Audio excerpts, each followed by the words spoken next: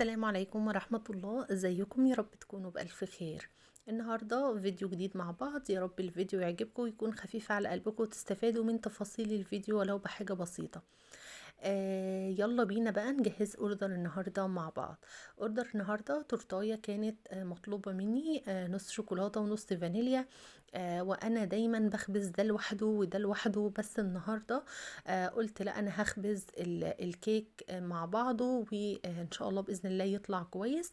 وما شاء الله اللهم بارك اللهم بارك، يعني طلع بالظبط نصين، اكني يعني عامله كل يعني نوع لوحده. زي ما انتم شايفين كده حلو قوي قوي.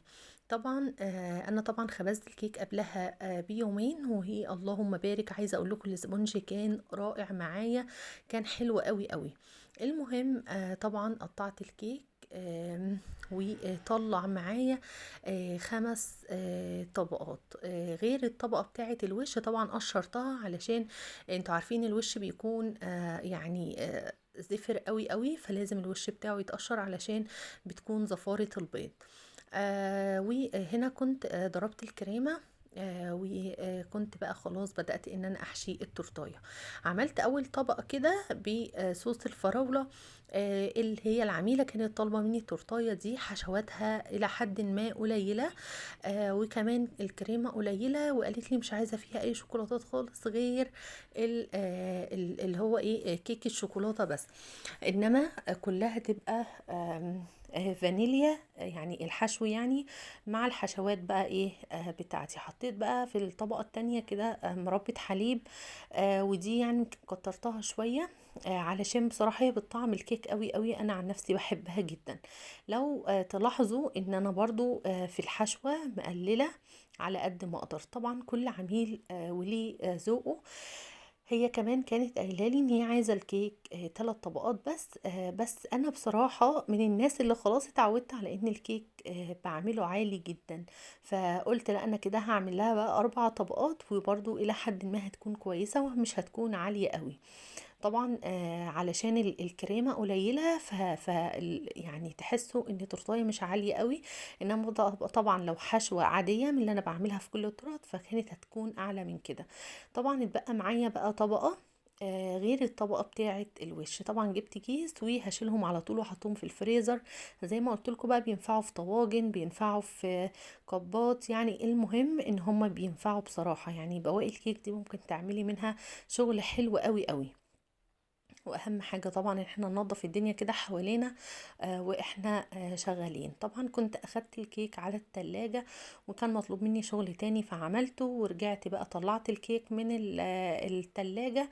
وهنا كنت حاطة على الكريمة البيضة نقطة من اللون الفوشيا واللون الاصفر. كانت يعني لونها حلو قوي قوي بصراحة، مش عارفة اوصفه. يعني هو مش روز برضو فاتح، يعني لون حلو قوي قوي وهادي جدا جدا. طبعا التورتايه دي كانت اصلا لاخين، عيد ميلادهم وكده، كل سنه وهم طيبين. فانتوا عارفين طبعا ان تورت الاولاد ما تنفعش تكون فوشيا او اصفر، اللي هي الالوان البناتي اللي هي المبهجه دي. فانا علشان اظهر برضو جمال الفينش اللي انا هعمله في الاخر، فاللون ده لقيته انسب لون، لاني تخيلتها كده مع درجه اللون اللبني. بصراحة برضو لقيتها مش هتكون افضل حاجة. جبت بقى السكرابر ومسحت كده الكيك من بره، خليته يعني ما شاء الله ناعم وحلو قوي. وبرضو ظبطت الوش وكل حاجة. وهنا بقى كنت لقيت جزء كده من الكيك مش متغطي كويس بالكريمة، فبدأت ان انا اظبطه. وبعدين بعد ما خلاص استقريت على ان هعملها بالسكرابر المشرشر ده، رجعت في كلامي تاني وقلت لا، انا همسحها بالسكرابر اللي هو المسطرة. هتكون اشيك واحلى كتير. طبعا انتوا دلوقتي هتشوفوا الفينش معايا. بصوا رقة مفيش بعد كده. فبصراحة هو كان محتاج ان التورتايه تكون يعني ممسوحة مش مشرشرة. هنا بقى كنت برجع تاني اظبطها. ما شاء الله الكريمة كانت ناعمة وكانت حلوة قوي، وكان طعمها غني، وكانت ريحتها حلوة قوي قوي. طبعا زي ما انتوا عارفين ان انا بضرب الكريمة بلبن مش بمية، وكمان بحط عليها باستري، وبحط عليها كمان لبن بودر وفانيليا. فعايزة اقول لكم ان الكريمة بجد بتكون قشطة. هنا كنت بقى بعمل الفينش النهائي، وعايزة اقول لكم يعني انتوا هتشوفوا معايا دلوقتي بجد لوحة فنية. عايزاكم تقولوا لي رأيكم، وان شاء الله بإذن الله تعجبكم جدا جدا. عايزة تعليقات يا بنات على الفيديو ده بجد، يعني التصوير مع الشغل فبيكون متعب قوي قوي. اللي طبعا بيصور مع الشغل هو اللي هيكون فاهم وعارف كلامي كويس قوي.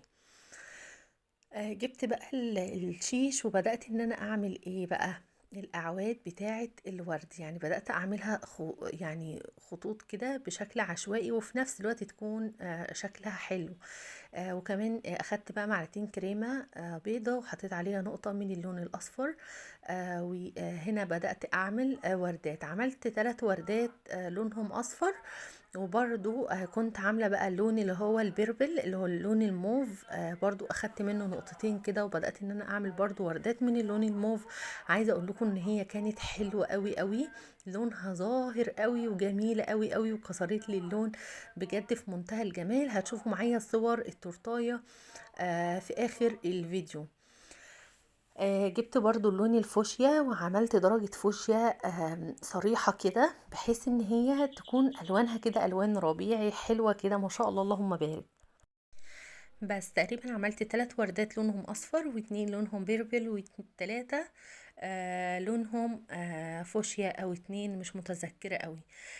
وكمان جبت بقى كيس حلواني فاضي، وقصيته بقى ايه اللي هي فتحة صغيرة قوي قوي.